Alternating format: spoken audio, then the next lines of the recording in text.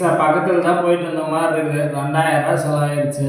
எதில் செலவாகுதுன்னே தெரிய மாட்டேங்குது. ஆ இப்படியே இருந்தாலும் எதுவும் பண்ண முடியாது. வேற ஏதாவது சைடில் வேலையை பார்த்தா தான் அந்த ஒரு வருமானத்தை வச்சு ஒன்றுமே பண்ண முடியாது சார். ஆ இனிமேல் சிக்கனமாக செலவு பண்ணணும். காசு சேர்த்துற வழியை பார்க்கணும். இப்படியே இருந்தாலும் ஒன்றும் பண்ண முடியாது. இனிமேல் காசு சேர்த்தோன்னே சார். ஏங்க கண்டுபிடிச்சிட்டேங்க.